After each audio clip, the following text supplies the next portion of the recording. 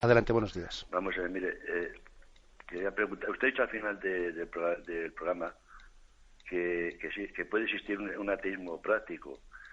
Yo lo entendí en el sentido de tener, vamos, usted ha dicho que cree que en tener una relación con Dios. Entonces, la oración, por ejemplo, maquinal, esta que hacemos, ¿no? Padre Nuestro, Ave María y tal y cual. Entonces, ¿eso puede ser? Pregunto, no sé. Bueno, vamos a ver. Yo creo que llamarle ateísmo práctico al que nuestra oración vocal sea mecánica y no sea interiorizada, pues igual es mucho decir. Pero sí que es verdad, creo que es exagerado, pero sí es verdad que la oración vocal rezada mecánicamente, inconscientemente, no personalizada, puede llevar a que tengamos un concepto de que la oración no tiene el sentido que tiene, ¿eh? O sea, es decir, que la oración, en vez de ser el esponjarse del alma, el acto de confianza en manos de Dios, acaba siendo algo mecánico, pues un hábito que no llena nuestro corazón ni nos conduce camino de esa bienaventuranza.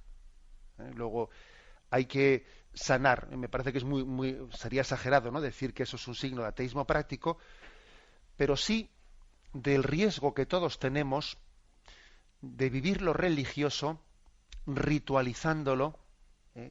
Y viviéndolo según la letra y no según el espíritu. Ese peligro siempre ha existido, ya los profetas en el Antiguo Testamento en Israel lo predicaban una y otra vez, y entonces tenemos que volver siempre al amor primero, tenemos que descubrir el sentido y el espíritu de lo que hacemos para que no caigamos en ritualismos, para que no vaciemos, ¿no?, nuestra vivencia religiosa. Damos paso a un siguiente oyente. Buenos días. Buenos días, padre. Buenos días, adelante. Me parece que tiene usted la radio encendida, si puede apagarla. Sí. Sí. Sí, Adelante. mismo, sí. Mire, padre, a mí me gustaría que nadie se enterase de las cosas más que Dios, pero muchas veces me viene la cosa de que lo haces por los hombres o tentaciones o lo que sea, de que pues, si yo lo hago igual a escondidas, no me importa nada en lo de los hombres, pero cuando estás en público parece como que muchas veces pues que te pasa como que si lo hicieras por ellos, que te preocupa, que te quiere preocupar. No sé si me explico, Sí, padre. sí. Sí, yo creo que esa tendencia está muy marcada en todos nosotros, ¿no? Que se nos infiltra como, a ver, cuál es un poco la intencionalidad que yo tengo, hacer el bien por el bien, o hacer el bien ante Dios, o hacer el bien para ser reconocido, ¿no? Entonces yo creo que ¿qué hay que hacer? Bueno, pues hacer sencillamente un acto de ofrecimiento cuando hacemos una obra, ¿no? Señor, quiero hacer esta obra con rectitud de intención, quiero hacerla ante ti, ¿eh? Te la ofrezco y es verdad que también a veces puede ocurrir que seamos tentados de vanidad y que en el fondo eh, también sea el demonio el que quiera que dejemos de hacer las cosas buenas porque pensamos que la hacemos por vanidad. ¿Mm? Tampoco es eso, ¿eh? Ay, es que como me parece que esto lo estoy haciendo para que quizás los demás me vean, a ver si entonces igual voy a dejar de hacerlo. Hombre, vamos a ver, porque igual dejar de hacer el bien no es la solución, sino hacerlo con rectitud de intención. No sé si conocéis, me parece que fue San Bernardo, creo recordar que él salía a predicar por las calles y entonces, claro, pues como él tenía tanto éxito predicando y tenía pues una boquita de oro, como se dice, ¿no? Y entonces todo el mundo cuando le veía predicar, le alababa, le agradecía, le tal, ¿no? Y claro, para él era pues una cierta tentación de vanidad, ¿no? El que la gente pues le alabase tanto, ¿no? Y entonces hubo un momento en el que Satanás le empieza a tentar diciendo, claro, tú ahora vas a predicar y todo el mundo te va a aplaudir y dirán que qué buen predicador eres y te darán las gracias y te dirán esto. Y entonces, viendo San Bernardo que estaba siendo tentado por Satanás, le dijo, ni por ti lo comencé, ni por ti voy a dejar de hacerlo. Que me parece que es una respuesta contundente, ¿no? Ni por ti estoy predicando, Satanás, ni por ti voy a dejar de hacerlo, sino que voy a rectificar mi intención, la rectitud de intención y hacerlo por la gloria de Dios. Adelante, pasa un siguiente oyente. Buenos días. Hola, buenos días. Buenos días, adelante.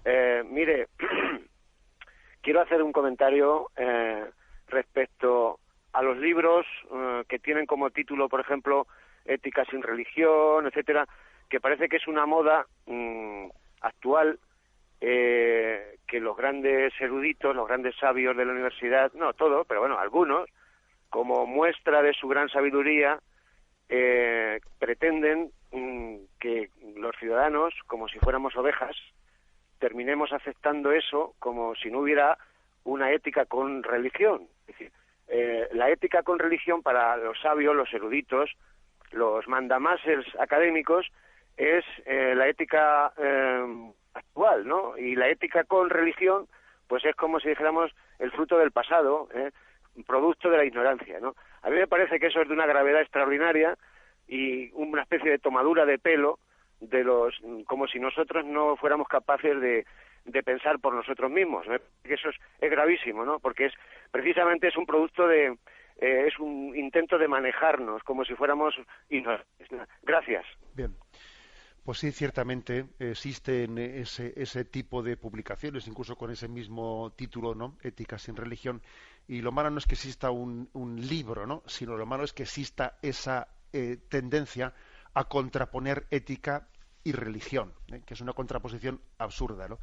Porque es verdad que también existe una asignatura, que es la asignatura de ética, que se cursa en el contexto de la filosofía y que por lo tanto habla sobre el obrar humano, sobre el obrar moral humano, pero no desde la revelación, sino desde el juicio racional del hombre. Es decir, que sí es verdad que existe la ética, que es una asignatura que viene a decir cómo debe ser el obrar moral del hombre correcto, pero no conociéndolo desde el Evangelio, desde la revelación, sino conociéndolo desde nuestra capacidad racional. O sea que, en ese sentido, la ética existe. Ahora, cuando se le contrapone a la religión, cuando se dice sin religión, que supone ya un rechazo, supone un rechazo. Entonces es rechazar racionalmente una dimensión del hombre que es plenamente racional, porque la dimensión religiosa del hombre no es irracional. No es irracional. La dimensión religiosa del hombre es también conforme a razón, supera la razón, pero no es irracional. Sí, claro, aquí hay determinados pensadores que confunden irracional con que algo supere la razón. No, lo sobrenatural no es irracional. Está por encima de la razón, pero no la contradice. Pues por eso, ese es el gran error, ¿no? El error es no darse cuenta de que la ética, lógicamente, llega hasta donde llega, porque no parte de la revelación de Dios, pero precisamente la moral religiosa, la moral que tiene a la revelación como fuente de inspiración, empalma con la ética y va más lejos. Es como le coge el testigo a la razón y va más lejos. Igual que la fe no se contrapone a la razón, sino que la fe todavía pues coge su testigo y va más lejos. Pues así es lo mismo, ¿no? La ética o la moral religiosa no se contrapone a la ética filosófica, sino que lo que la hace es desarrollarla más. Damos paso a un siguiente oyente. Buenos días. Buenos días. Buenos días, sí, le escuchamos. La última frase, o de las últimas frases que ha dicho usted es aceptar, decirle al Señor lo que tú quieras, o sea, aceptar la cruz. Yo en estos momentos, mi cruz viene de una calumnia, entonces es una sobredosis de desprecios que está produciéndome hasta un desequilibrio pues emocional y hasta psicológico. De mucho tiempo aceptando unos desprecios que yo veo injustos. Entonces, puedo pensar o acepto esto, le pido a Dios ayuda, acepto esto, o pedirle a Dios que me lo retire porque veo que me retire esta cruz, porque veo que no puedo con ella, que me va a producir algo malo, algo insano. No lo sé. Bien, de acuerdo, le entiendo la pregunta y le encomendamos en nuestra oración. Y yo le diría los siguientes puntos un poco de intentar iluminarla. En primer lugar, bueno, que es posible que emocionalmente cada uno tenemos nuestro límite y es posible que también usted se haya visto un poco desbordada y también necesite una ayuda psicológica. Eso no tiene que asustarle. Tiene que asustarle y es posible que usted esté pues en una cierta depresión. Entonces, bueno, pues tenga su ayuda médica. Ahora, al margen de eso, ¿no? O sea, paralelamente, ¿cómo tiene usted que vivir moralmente esta situación ante la calumnia? Bueno, pues yo le diría algo, mire, que es lo siguiente.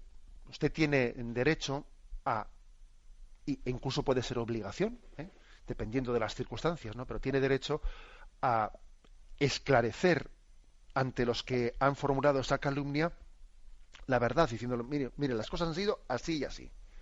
Que a usted no le creen y que continúan difundiendo la calumnia, pues mire, yo creo que ahí es donde viene toda la fuerza de nuestra identificación con Jesucristo. Y yo le aconsejaría meditar la pasión de Jesucristo, meditar los capítulos de la pasión, y que pocas veces estamos en esta vida más identificados con Él cuando participamos también del desprecio y de la calumnia. Que además es que Jesús nos lo dijo en el Evangelio: si al Maestro le han calumniado y le han perseguido, pues tampoco os escandalicéis de que lo hagan con vosotros, ¿no? O sea, yo creo que la clave está en que usted se identifique con Cristo, porque mire, nuestro público es Dios. Cuando los desprecios de los demás, cuando las calumnias de los demás nos desequilibran muy fácilmente, es señal de que tenemos puesto nuestra mirada en los demás en exceso, ¿no? Y que hemos olvidado de que nuestro público es Dios. A mí lo que más me importa es lo que Dios piense de mí, y no lo que los demás piensen de mí. O sea, este es un aspecto que usted debe de trabajar mucho, al margen del otro que he dicho, pero este aspecto hay que trabajarlo. Dios es mi público. El juicio humano, madre mía, el juicio humano, pues anda que no estamos tantísimas veces equivocadas, ¿no? Y ese juicio humano no va a llegar a ningún lado, ¿no? Al final Dios va a ser nuestro juez y no van a ser los demás. Este es un aspecto moral que hay que trabajar, conjuntamente con los otros. Sí, buenos días, ¿con quién hablamos? Buenos días, monseñor, soy Alberto de Jerez. Adelante, Alberto. Bueno, monseñor, muy ligero. Cuando yo, por ejemplo, voy a los duelos, siempre los presbíteros pues dicen que esa alma o esa persona ya ha ido al cielo. Entonces, o en la mayoría de los casos, creo recordar, entonces yo, escuchándolo usted, creo que eso es erróneo, pero también no estoy seguro si estoy en lo correcto o no, ¿vale? Eso por una parte. Porque, claro, si es tan fácil ir al cielo, pues bueno, no sé, bueno, yo creo que tiene que ir uno en santidad, pero bueno, usted me lo explica ahora. También, el otro día había un debate entre hermanos aquí en casa, que estuvimos reunidos, sobre la figura de Judas. Algunos hermanos lo defendían diciendo que es que Dios lo puso ahí para eso, y yo creo entender que Judas fue un traidor. No solamente lo vendió, sino que después tampoco hubo arrepentimiento, o por lo menos lo que se sabe, no estamos seguros, porque yo también creo en la infinita misericordia de Dios, pero no fue que estuviera ya pensado de que Jesús lo pusiera ahí para eso, sino que él libremente lo traicionó. Eso es lo que es mi idea, pero quería también que me lo aclarara. Muchas gracias por todo. De acuerdo.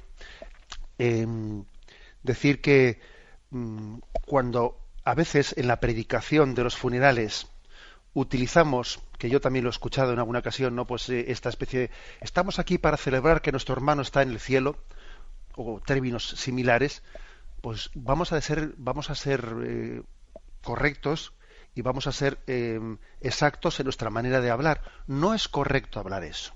No es correcto decir que en un funeral estamos celebrando que nuestro hermano ha ido al cielo. No.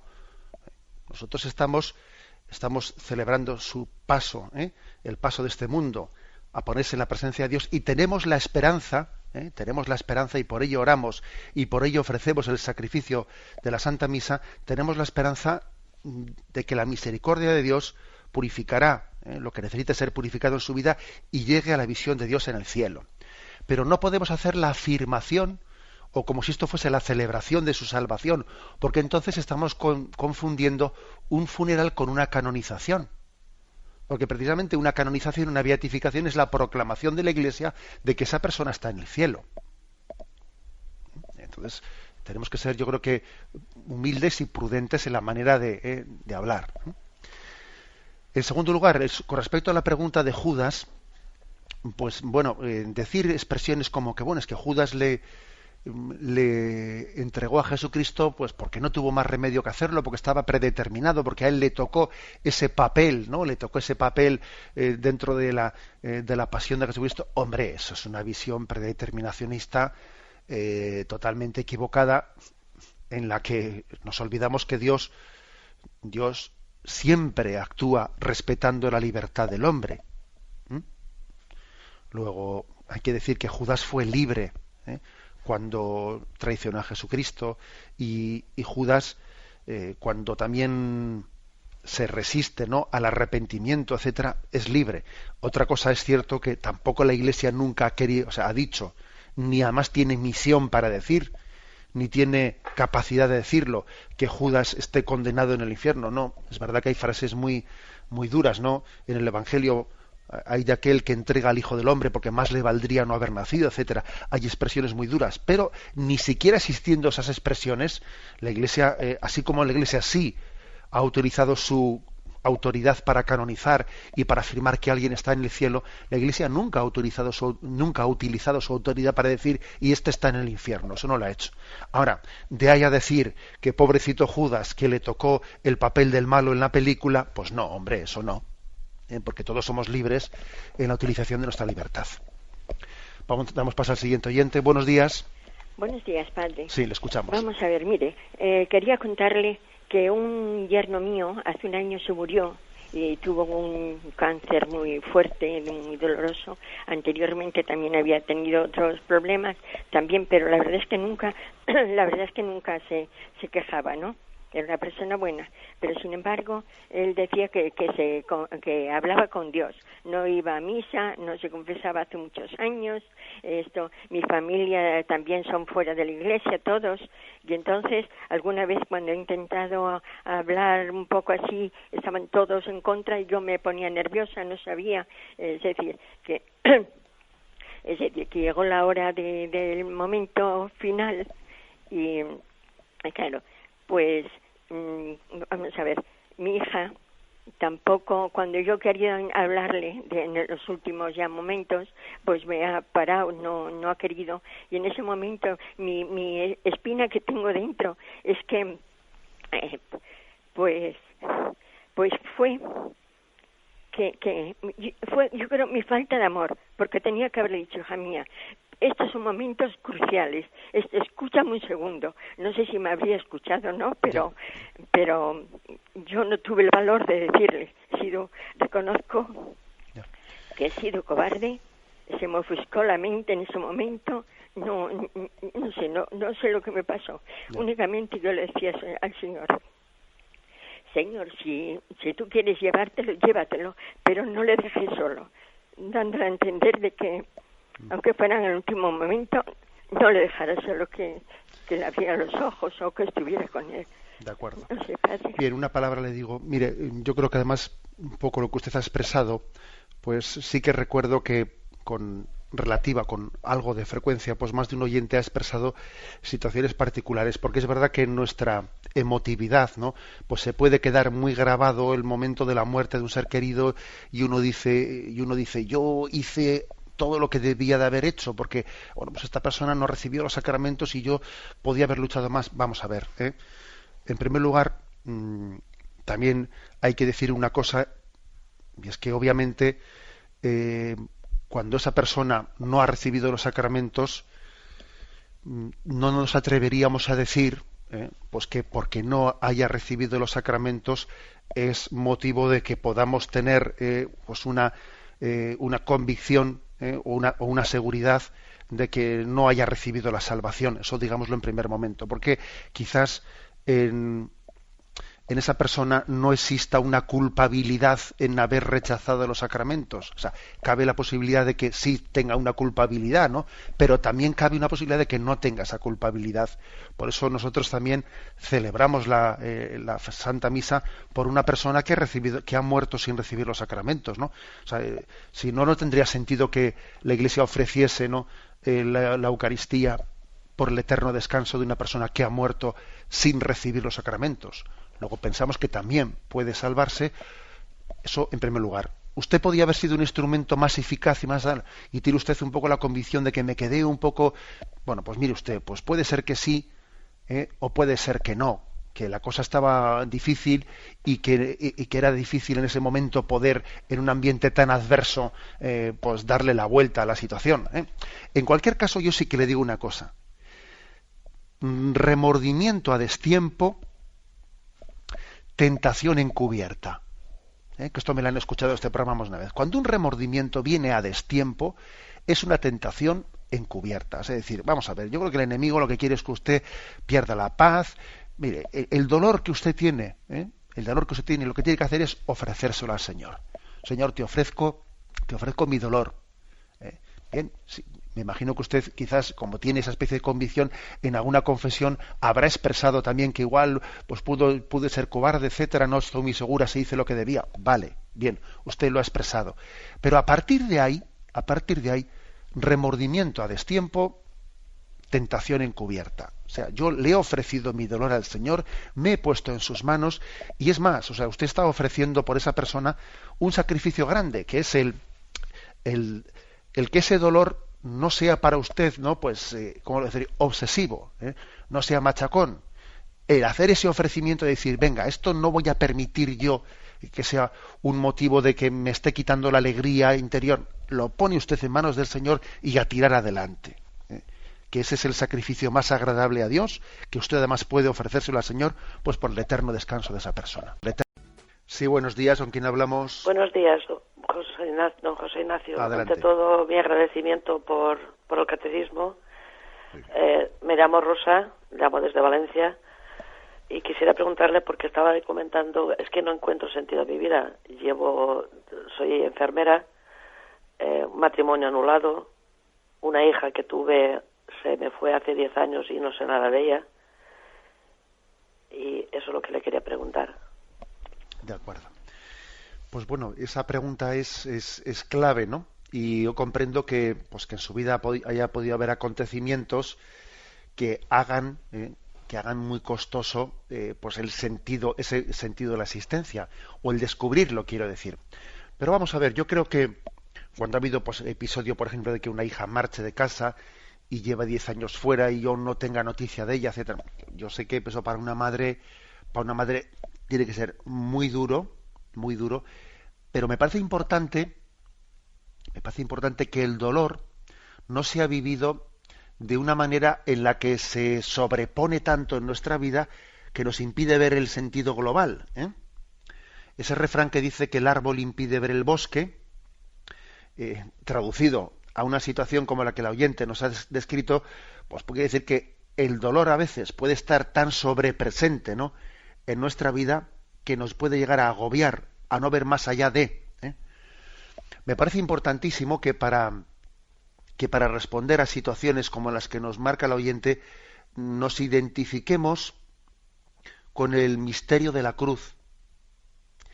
Porque es curioso que el dolor a veces funciona como el efecto de unas gafas que se vuelven opacas, que yo me pongo unas gafas y veo que están pues tan oscuras que no llego a ver con esas gafas, ¿no? Y a veces el dolor ejerce ese efecto de gafas oscuras que me impiden ver la realidad, ¿no?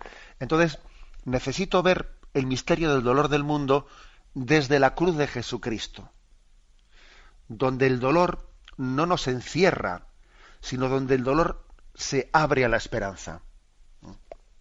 Cuando uno se une a Jesucristo desde esa perspectiva, entiende que la cruz de Cristo, lejos de haberle encerrado a Cristo en sí mismo, ¿no?, en darse vueltas, ¿no?, sobre su propio dolor, ha hecho un trampolín hacia la salvación del mundo, ¿no? Luego creo que yo al oyente le daría esa, que seguro que también ella ya está iniciada, ¿no?, en este misterio de la cruz, que se enamore de Cristo crucificado, que lea la pasión de Jesucristo, que lea los capítulos del Evangelio que hablan de la pasión, los capítulos finales de los 4 Evangelios. Porque obviamente sin la cruz de Cristo es muy reveladora. Sin ella no entendemos muchísimas cosas de nuestra existencia. Bien, y le encomendamos en esta búsqueda en la que estamos todos pues plenamente incluidos. Damos paso a un siguiente oyente. Buenos días. Buenos días, señor Munilla. Adelante, sí. Mire, primeramente gracias por la formación que recibimos todas las mañanas, y mi pregunta ahora sobre el bautismo. Totalmente de acuerdo que el bautismo, o sea, que pueden ejercer los laicos en momentos extremos, tiene su validez. Mi pregunta es, mi caso, por ejemplo, tengo 2 nietos, 6, 10 años, sin bautizar. Claro, los padres modernos de hoy día, pues suelen decir, cuando sean mayores que lo decidan ellos. Y claro, yo que soy creyente, digo, bueno, yo aunque sé que no tiene valor, por supuesto que le he enseñado de Jesús, de María, lo conocen exactamente todo. Le he hecho la pregunta, ¿queréis a Jesús y a María? ¿Lo queréis? Sí. Y yo ante eso, pues yo los he bautizado. Entiendo que no tiene valor, aunque para mí un poquito me queda como de que algo puede valer, ¿no? Algo puede valer. Mi pregunta es esa, ¿qué valor puede tener en este caso? Y otra pregunta que quería decir también, a veces mi párroco me dice que le ayuda a dar la comunión. Es muy bonito darla en la mano, darla en la boca, lo veo muy poquito higiénico, ¿no? No sé, era para decir a la gente que vamos, en la mano siempre. A ver qué le parece a usted. Buenos días y adelante. Buenos días, sí. Mire, yo creo que la Iglesia es sabia y si la Iglesia, pues en concreto, en nuestro caso, pues da la comunión de las dos formas, bien sea la mano, bien sea la boca, pues nosotros no tenemos que decir más ni menos de lo que dice la Iglesia. También es verdad que es importante saber comulgar bien en la boca y saber comulgar bien en la mano, que a veces se comulga mal en la boca, pero también a veces se comulga mal en la mano. Bien, pero bueno, la primera pregunta, que era así la más importante. Vamos a ver, yo creo que no se debe de bautizar a unos niños sin el permiso, sin el consentimiento de sus padres, como principio general. Otra cosa es que puede haber un caso extremo en el que haya también un peligro de muerte, un peligro de tal, pero en principio los que tienen la patria potestad sobre los hijos son los padres. Bien, igual el abuelo dirá, bueno, pues sí, pero vamos, alguna patria potestad tendré también yo como abuelo, porque para lo que les interesa bien que dejan los hijos en nuestras manos, ¿no? Para que les cuidemos y les tal, y también yo les ayudo económicamente a veces y tal. Sí, lo entiendo, y no quiero yo decir que un abuelo no tenga ninguna también peso moral, ni mucho menos, ¿no? En la educación de los hijos, todo lo contrario. Pero en principio el respeto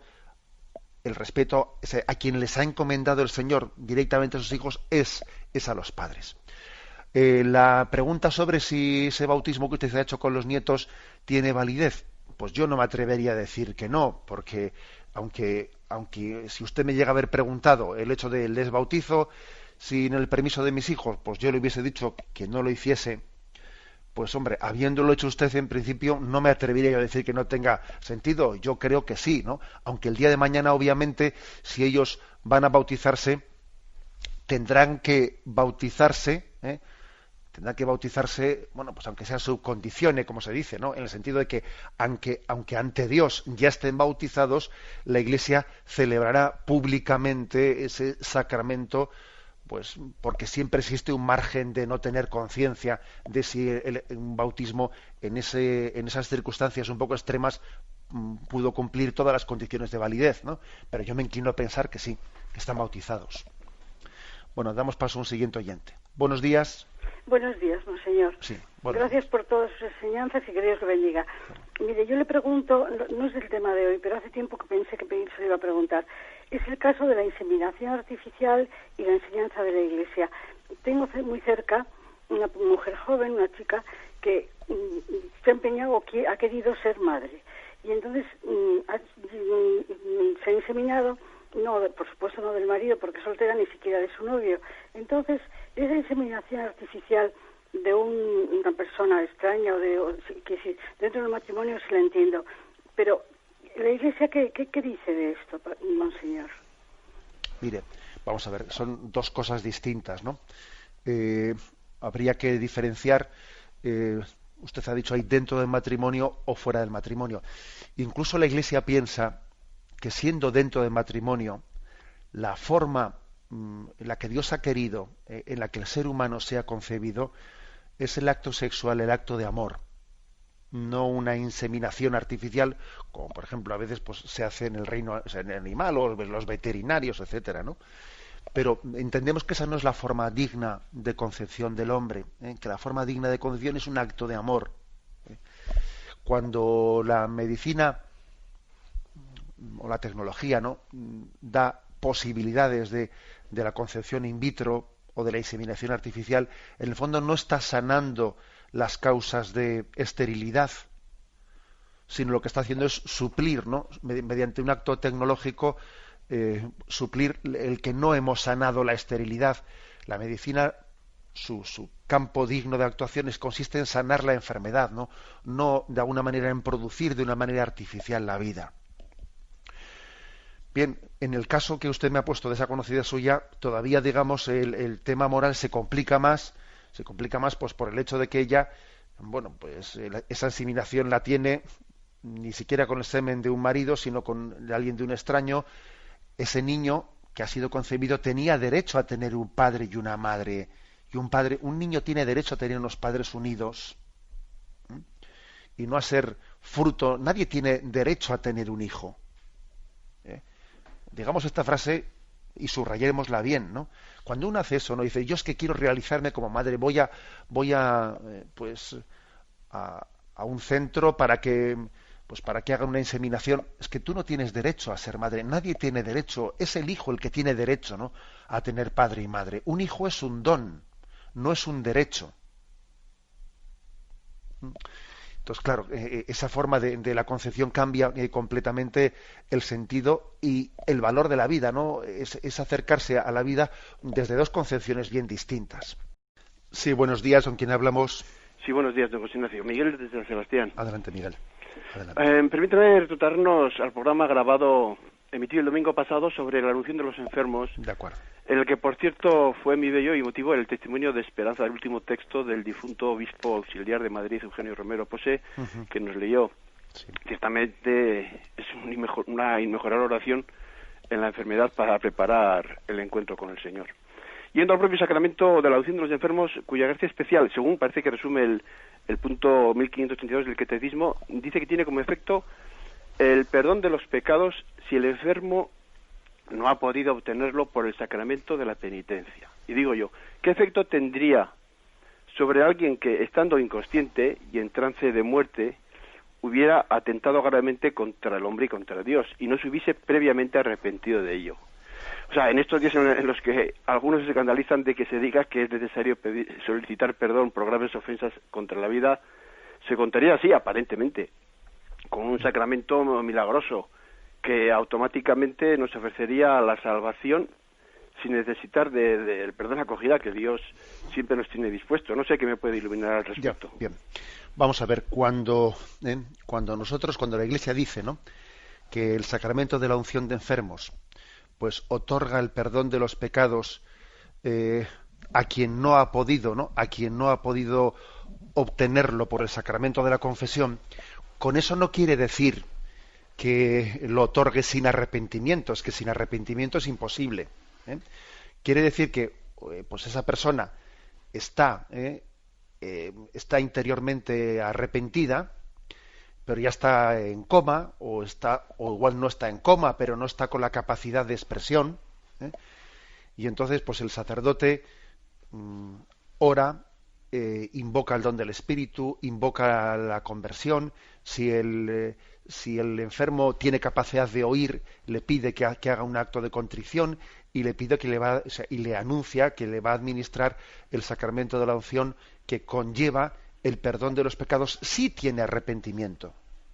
¿Explico? O sea, es decir, que en el fondo la Iglesia lo que deja al fuero interno que solo Dios puede conocer si esa unción que está dando a un enfermo va a tener el efecto de perdonar sus pecados, porque eso solamente Dios sabrá si en el interior de ese hombre hay un arrepentimiento. Pero no es que se produzca un perdón automático, aunque no haya arrepentimiento. No, eso no lo dice la Iglesia. Fíjese que leo el punto 1532 que dice, a ver, ¿qué efectos tiene la unción? Y dice, el perdón de los pecados si el enfermo no ha podido obtenerlo por el sacramento de la penitencia. Claro, pero es que para poderlo, lo que suple la unción de enfermos es la confesión oral de los pecados cuando uno no puede hacerla. Pero no suple el arrepentimiento, eso no puede suplirse, porque eso es mi sinceridad ante Dios. Suple la unción de enfermos cuando no puede hacerse, la confesión oral, pero no suple la actitud interior humilde de conversión, claro. Damos paso a un siguiente oyente. Buenos días. Buenos días, sí, señor. Le escuchamos, adelante. Mire, yo quería preguntarle, en la Eucaristía el sacerdote al consagrar dice, tomó pan, dándole gracias, lo partió y lo dio a sus discípulos diciendo. Algunos sacerdotes dicen, y lo dio a sus amigos. ¿Existe este margen o es una licencia? O porque entiendo que no es lo mismo ser un discípulo que ser un amigo. Gracias. Vamos a ver, en una de las plegarias eucarísticas, en la plegaria eucarística quinta, sí que la traducción castellana está escrita amigos. Por lo tanto, cuando se reza esa plegaria eucarística, la quinta, creo recordar que es, pues es correcto decir amigos porque está traducido de esa manera. Otra cosa es que, bueno, pues la respuesta es en alguna plegaria eucarística sí, pero en otras no. Tenemos que ser fieles a la proclamación de la plegaria eucarística tal y como está.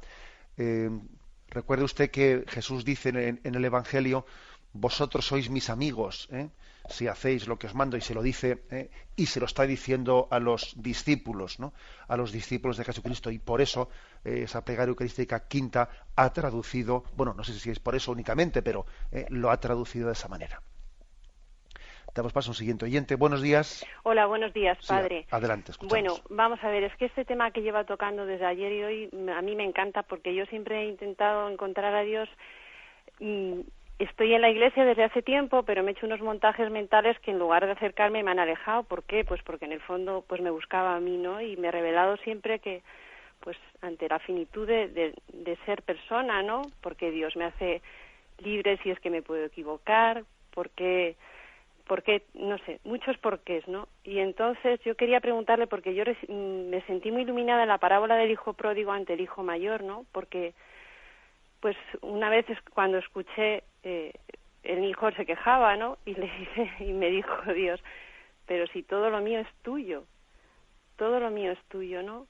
Entonces, esa naturalidad que ha explicado usted de que lo sobrenatural es natural, pues yo creo que a mí me ha ayudado, ¿no? Y era para ver si me lo podía confirmar. Sí. Muchas gracias. Sí, lo sobrenatural es natural entendido en el sentido de que lo tenemos mucho más cerca de lo que pensamos. Es decir, Dios está con nosotros y nosotros en vez de disfrutar de Él, estamos buscando no sé dónde y no sé qué. Que es lo que le pasó pues, en la parábola del hijo pródigo, que uno estaba en casa y miraba detrás de las cortinillas pensando que iba a ser más feliz fuera, pero vamos a ver, ¿no? Y luego el hermano mayor, que está en casa, pero no disfruta de estar en casa. La prueba es que se queja de que a mí nunca me diste un cabrito, pero bueno, pero si todo lo mío es tuyo, pero si sabes que eres hijo de Dios, pero ¿tú qué más esperas, no? ¿Cómo puedes estar, si eres hijo de Dios y toda su gracia y su amor se está derramando en ti a chorros, como se dice, ¿no? O sea, si estás empapado, como un pez metido en la piscina en Dios, ¿no? Pues ¿cómo puedes estar tú, pues con tu corazón buscando y por aquí y por allá, pues pequeñeces, ¿no? Bueno, pues ese convencimiento de decir, pero si vivimos en Dios, por lo tanto, la clave está en que ser feliz no es buscar cosas raras o que acontezcan, ¿no? Acontecimientos que nos saquen de la vida, sino que es descubrir que en la vida, que en mi día a día, que en mi rutina, pues es que tengo todas las razones para la alegría y para la felicidad. Ese es el convencimiento definitivo. Damos paso a un siguiente oyente. Buenos días. Buenos días, les habla Pablo. Adelante, Pablo. Buenos días, don José Ignacio. Con su permiso, me gustaría dar un poco la experiencia de fe que he tenido yo, que tengo en la iglesia. Es rápido. Vale. Voy a empezar un poco más por lo último. Vale. Este mensaje lo manda a decir un bebé que ha nacido por la gracia del Señor con síndrome de Down. Su nombre es Gabriel y dice así: gracias, Señor, por haberme dado la posibilidad de nacer a esta vida. Gracias por fijarte en mi familia y por hacerme tan necesario. Tú, Señor, has querido que venga a este mundo a unir más a mi familia. Si no hubiera sido por ti, yo no estaría ahora aquí. Señor, tú eres mi vida. Pediros que recéis por mí. Mucho peso, Gabriel. Yo como padre aquí en este mundo, de este hijo que Dios ha enviado a mi familia, me hace sentirme orgulloso, feliz y contento por ver las maravillas que el Señor está haciendo en mi vida. Hace 10 años yo estuve a punto de divorciarme de mi mujer. La cosa iba en serio, los papeles estaban en el juzgado. Pero el Señor mandó ángeles a mi vida que me invitaron a unas catequesis, a mí, a mi mujer. Esto supuso un cambio radical en mi vida. Yo que estaba convencido que tenía que romper con mi matrimonio, me encuentro con un abismo de misericordia que el Señor me muestra donde me veo desbordado. Es algo que no se puede explicar. Si digo que es un sentimiento, me quedo muy corto. Es algo que supera todos mis sentidos. La Iglesia me acogió como una madre que acoge a un hijo perdido. Este nuevo hijo, Gabriel, ha sido el fruto del agradecimiento a la Iglesia por haber salvado nuestro matrimonio. Ahora el Señor nos ha mandado otro nuevo hijo, que le hemos puesto por nombre Miguel. Junto con otros 3 que teníamos anteriormente, formamos una familia con 5 hijos, más otros 2 en el cielo, a los que pido todos los días que recen por papá, mamá y sus hermanos. Estamos abiertos a la transmisión de la vida. Gracias a Radio María y a toda la Iglesia Católica, que solo me sale agradecimiento por todo lo que estamos recibiendo. Muchas gracias. Bien, pues muchas gracias y gracias especialmente, ¿no?, a Gabriel, porque haya sido un ángel de Dios del que él se ha servido para derribar muros y para derribar corazones endurecidos, ¿no? ¿Cómo son las cosas, no? Cuando rechazamos el don de la vida o cuando rechazamos a un inocente o a alguien débil, ¿no?, como es el caso de un niño con síndrome de Down, no nos damos cuenta que estamos rechazando una ocasión de salvación para nosotros. O sea, es decir, Dios nos ha enviado auténticos ángeles de salvación en los hijos, ¿no?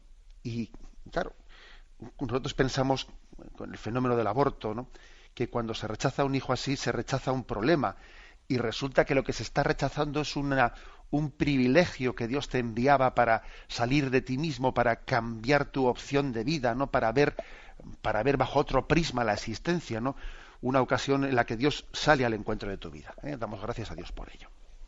Damos paso a un siguiente oyente. Buenos días. Monseñor, buenos días. Soy Asunción de Andalucía. Adelante, Asunción. Mire usted, resulta que yo muchas veces he ido a sacar el cadáver de mis padres, lo he sacado a otro sitio, que siempre ha sido una persona responsable que han confiado en mí. Entonces yo me pregunto, cuando yo he ido a sacar los cadáveres, he visto que no había casi nada, hueso, tal y cual. Yo digo, pues entonces si se resucita será espiritualmente. Entonces quería hacerle esa pregunta porque la tengo siempre ahí en mente. Y yo, pues claro, es una cosa para mí que yo siempre le escucho, pero nunca hablo. Pero en esta ocasión les quiero preguntar, por favor, si es tan amable de responderme, por favor. De acuerdo. Mire, pues lógicamente cómo acontece, ¿no?, la resurrección, pues no deja de ser un misterio que nos supera. Pero bueno, yo voy a echar mano de algunas imágenes que se han utilizado pues en la historia de la Iglesia para iluminarlas, ¿no? En muchas tumbas cristianas en los siglos primeros se han grabado fuera de las tumbas la imagen del ave fénix, la imagen de esa ave que resurge de las cenizas. Son como unas cenizas que se resurgen y de ellas, ¿no?, sale volando el águila. Y en eso se ha visto como una imagen de la resurrección. Bien, obviamente tampoco hay que interpretar esta imagen en un sentido materialista, un sentido material, porque es verdad que nosotros veneramos, ¿no? O sea, tenemos un sentido respetuoso hacia los restos, hacia los cadáveres, porque son una prenda de resurrección. Pero no tenemos que interpretar tal cosa pues en un sentido fisicista, porque, por ejemplo, el cuerpo de Jesucristo, el cuerpo resucitado de Jesucristo, pues era un cuerpo que no estaba sometido a las leyes materiales.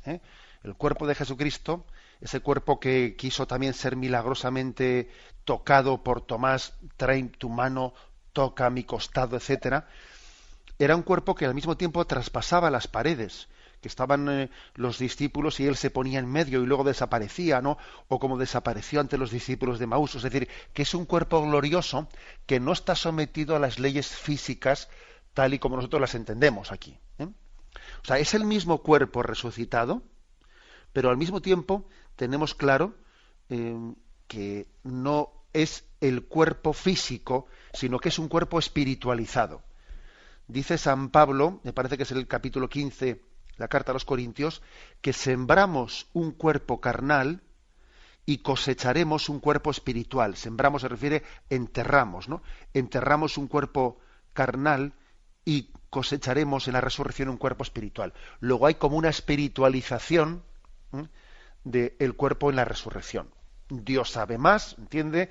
Y la verdad es que no se crea que le puedo decir mucho más de lo que le he dicho, porque es que es un misterio que nos trasciende y echamos mano de estos textos que le he mentado, pues para afirmar que no solo creemos en la inmortalidad del alma, sino que además también creemos en la resurrección del cuerpo, de un cuerpo espiritualizado, pero nuestro mismo cuerpo. Sí, buenos días, ¿con quién le hablamos? Maribel de Barcelona. Yo lo que le quería... Buenos días, padre. Buenos días, adelante. Y enhorabuena por el programa. Yo le quería preguntar una pregunta que a veces me vengo haciendo y nadie me la sabe contestar, que es que yo, poquito a poco voy intentando, pues, mi camino en la iglesia, que yo no digo que sea correcto, pero siempre me encuentro que cuando, digamos, mejor estabilizada estoy, viene mi marido y me dice, es que eres mala, no sé para qué comulgas tanto ni vas a misa. Y el otro día muy enfadada ya me salió del alma, yo no sé si es un pecado, que fui y le dije, ni por ti ni por Satanás dejaré de hacerlo. Pero bueno, resulta que ahí me para bastante y yo no sé por qué. Posiblemente porque tengo mal carácter o porque tengo soberbia o alguna cosa, pero ahí estoy intentando luchar para... Ya, de acuerdo.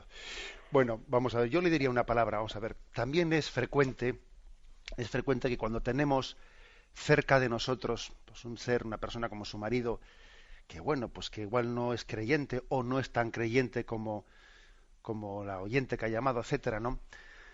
Bueno, claro que nosotros tenemos pues la obligación de darle un buen testimonio para que él vea que creer nos hace pues más entregados al matrimonio, que creer nos hace estar más abiertos a la entrega al prójimo, etcétera, etcétera, ¿no? Pero también, al mismo tiempo que esto es verdad, también es verdad otra cosa, que puede ocurrir que haya una cierta malicia en una persona que te está observando, y está como queriendo buscar cualquier defecto en uno, o incluso, aunque no sea un defecto, me lo medio invento, para así yo restregártelo y ponerme como y ponerlo como excusa de que yo no soy creyente porque tú no eres perfecto, O sea que también yo creo que también yo he sido testigo de esto, ¿no? Que es verdad que nosotros tenemos que pedirle al Señor que lo que dice el Evangelio, brillen vuestras buenas obras ante los demás para que viéndolas den gloria a Dios. Eso es verdad. Pero también hay que decir una cosa, que es que a veces buscamos algún defecto en el creyente para así justificarme yo de no entregarme. O sea que entonces ya uno no está abierto limpiamente al testimonio que Dios le quiere dar, sino que a ver si le pillo en algo, porque me contaba hace poco una persona pues que está en la oficina, la gente sabe que él es creyente y entonces dice, claro, es que primero me llaman el católico porque saben que soy creyente, como si ellos no hubiesen sido bautizados, ¿sabes? ¿No? Entonces están un poco como a pillarle, ¿no? A ver si, oye tú, que esto has dejado aquí sin recoger, tú no eres católico. Entonces dice uno, claro, también existe ese tipo de actitudes. En cualquier caso hay que tener paciencia, cuando uno ve que junto así pues hay una especie de juicio hipercrítico, que detrás de ello se está escondiendo una actitud autodefensiva de quien no se abre limpiamente, ¿no? Bueno, damos paso a un siguiente oyente. Buenos días. Hola, buenos días, monseñor. Sí, adelante, le escuchamos. Vamos a ver, le comento, yo tengo un montón de hijos en edad adolescente y todos los días a la hora de comer pues hablamos de estos temas. Y el pequeño tiene 11 años, pues es muy callado, pero cuando pregunta, pues pregunta cosas importantes. aparentemente no lo es, pero luego sí lo es. Yo le traslado una pregunta que nos hace con nuestras palabras, ¿no? Yo le explico, pues, la libertad que es sagrada, que Dios, pues, la libertad del ser humano es sagrada, como lo fue para los ángeles, etcétera. Entonces él me pregunta, bueno, entonces, ¿para qué rezamos por lo demás? Porque si la libertad es sagrada, Dios no puede influir en los demás, y si puede influir, entonces, ¿para qué se ha crucificado? Claro, uno sale como puede de esa pregunta, ¿no? Pero sí que me gustaría, pues que Monseñor, pues que me aclarara un poco este tema. De acuerdo. Vamos a ver, es que precisamente él tiene detrás de esa pregunta, tiene en el fondo una concepción, digamos, antagónica de lo que es o libertad o gracia, ¿no? O libertad o gracia, es decir, o soy yo el que elijo entre el bien y el mal, o es Dios el que me dirige. Entonces, no cabe, digamos, entre comillas, ningún tipo de interferencia entre mi opción, mi elección, y que Dios influya enviándome su gracia. Él tiene como una especie de dicotomía, pero la realidad no es así. La realidad consiste en que precisamente la libertad consiste en acoger la gracia de Dios o rechazarla. O sea, el hombre es libre abriéndose a la gracia de Dios, a su ayuda, a su amor, o también rechazándolo. Y incluso hay que decir que pedimos también la gracia de Dios para que se derriben los obstáculos que nos llevan a utilizar mal la libertad, como son el orgullo, como son una determinada obcecación, como pueden ser la pereza, como pueden ser no. O sea, es decir, que existen también obstáculos para que se utilice mal la libertad. Pero digamos que, claro, si es lógico que el chaval pueda tener esa especie de concepción, pues, digamos, dualista, ¿no? O somos libres, y para ser libres Dios no tiene que intervenir nada en esta vida, o si Dios interviene entonces no somos libres ya, pero ese dualismo no es así. El caso es que Dios interviene de continuo en nosotros, está continuamente llamándonos a nuestro corazón, pero al mismo tiempo lo hace de forma que no anula al hombre, no le anula, sino que pide su consentimiento, pide su cooperación, como lo hizo con la Virgen María. Nosotros tendemos a no comprender la forma tan delicada y respetuosa, ¿no?, con nuestra libertad con la que Dios actúa en nosotros. Dios no únicamente no anula nuestra libertad cuando actúa, sino que posibilita que seamos libres. Dios es el garante de nuestra libertad. Dios es el garante de nuestra dignidad. Sin Él nosotros no seríamos libres. Bueno, en todo caso, como dice que tiene muchos hijos adolescentes, vamos a rezar por usted, porque suelen decirse que la edad de la adolescencia, ¿no?, pues es la más complicada, y le encomendamos en esa gran tarea de educación. Damos paso a un siguiente oyente. Buenos días. Sí, hola, buenos días. Buenos días, le escuchamos. Soy Enrique de Murcia. Adelante. Y bueno, tengo que decir en principio que gracias a Radio María y sobre todo a su programa y al programa de las 4 a las 5 es algo divino. Bueno, la pregunta. El otro día hablaba usted sobre el opere operato,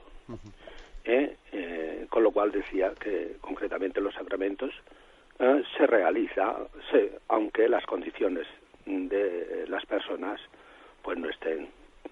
Yo entiendo que los sacramentos son como acuerdos entre Dios y el hombre. Lo entiendo, si usted me corrige después.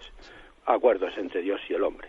Entonces, si en un sacramento, digamos, de matrimonio, estamos observando que por parte de Dios jamás falla. La parte de Dios en ese acuerdo no falla. Y se cumple perfectamente el opere operato. Pero si por ejemplo observas, como estás observando, que la novia, mientras predica el cura, se está hablando, riéndose, el fotógrafo por allá y para acá, en fin, ahí se ve que desde luego por la parte del otro, ahí está haciendo una pantomima, ahí no está dentro del sacramento, no se han enterado. Mi pregunta, que me conteste un poquitín en este aspecto, si realmente el opere operato se realiza, aún que la otra parte no está en las condiciones. gracias. Y además, muchas gracias por todo lo que me está dando ahí. De acuerdo. Gracias a usted por su fidelidad. Pues entiendo la pregunta, porque claro, a veces uno, por si algún oyente la palabra le suena un poco rara, en un programa anterior se explicó la diferencia entre el ex opere operato y entre el ex opere operantis, ¿no? Que es una distinción que hizo la teología clásica, diciendo que por una parte los sacramentos tienen una garantía por sí mismos de que van a ser efectivos. Por ejemplo, un sacerdote, aunque esté muy poco devoto, si consagra la Eucaristía, pues tal y con las palabras como la Iglesia le pide, pues claro, Jesús se hace presente en la Eucaristía, aunque haya consagrado, aunque haya hecho una misa muy poco devota y aunque haya estado pensado en Babia, etcétera. O sea, hay como una garantía, como un compromiso de Dios de que Él se va a hacer presente, aunque tenga poca, pero claro, tendría mucho más fruto la Eucaristía si además el sacerdote fuese santo, si la celebrase de forma ejemplar, etcétera, ¿no? Porque entonces tendría mucho más fruto. Ahora, por una parte, Dios ha querido que haya un mínimo, ¿no? Una garantía de que el sacramento tiene una gracia por sí misma, por lo menos un mínimo, independientemente de la devoción del que lo celebra y del que lo recibe, ¿no? Un mínimo. Pero claro, si no, imaginaos lo que sería, no, es que mi matrimonio no es válido porque estuve despistado durante la celebración y entonces vamos a darle causa de nulidad porque me despisté en la celebración. Claro, eso sería la locura, ¿no? Luego, obviamente, tiene que haber un compromiso. Dios ha querido tener un compromiso de garantía de un sacramento. Pero es verdad, vamos a ser claros, es verdad que se trata de un mínimo. Se trata de un mínimo. Y obviamente nuestra actitud interior de acogida y de recepción de la gracia, pues es importantísima, ¿no? Sí, buenos días, ¿con quién hablamos? Buenos días, monseñor, con Luis de Salamanca. Adelante, Luis. Es con relación a la unción de los enfermos. Hay una idea muy generalizada en que la extremunción solo se puede pedir cuando ya uno está, prácticamente muriéndose. Sin embargo, yo por propia experiencia, que me operaron de una cosa bastante grave, como me habían dicho y tenía asimilado que la unción de los enfermos es un sacramento de vida, pues antes de la operación la pedí. Y no ceso de comentarlo con la gente, decir, que está en esas circunstancias. Tú pide la unción de los enfermos, que conozco muchos casos en que incluso físicamente ha funcionado de maravilla. Y simplemente era eso, que no le tenga miedo la gente a la unción de los enfermos, que no es una cosa ya para darte el certificado de defunción, ni mucho menos. Nada más era eso. Pues sí, gracias por su testimonio. Y además puedo decir también mi testimonio de sacerdote, de que con cuánta frecuencia he escuchado que después de dar la unción de enfermos le han dicho al sacerdote: ha tenido una gran mejoría después de que usted le diese la unción. Eso los sacerdotes lo hemos escuchado mucho. Y claro, pues la razón de ser es que el sacramento, una de sus finalidades, que puede tener varias, que tiene varias, pero una de ellas es la sanación también del cuerpo, la sanación de la enfermedad, que obviamente se manifiesta mucho más, ¿no? Esta finalidad, pues cuando se recibe en un momento que no es exactamente el de la agonía, el que está marchando de esta vida, porque hombre, también Dios puede hacer obviamente un milagro de que alguien que esté en agonía sea sanado, pero vamos a ver, seamos claros, lo ponemos más difícil, ¿no? Será más fácil que una sanación tenga lugar no en el momento en el que alguien esté moribundo a punto de partir de esta vida, sino cuando se manifiesta una enfermedad grave, etcétera, ¿no? Sí, yo también puedo confirmar ese testimonio del oyente diciendo esto. Los sacerdotes somos testigos de que con mucha frecuencia se nos suele comunicar la mejoría que un enfermo ha recibido tras recibir la unción de enfermos.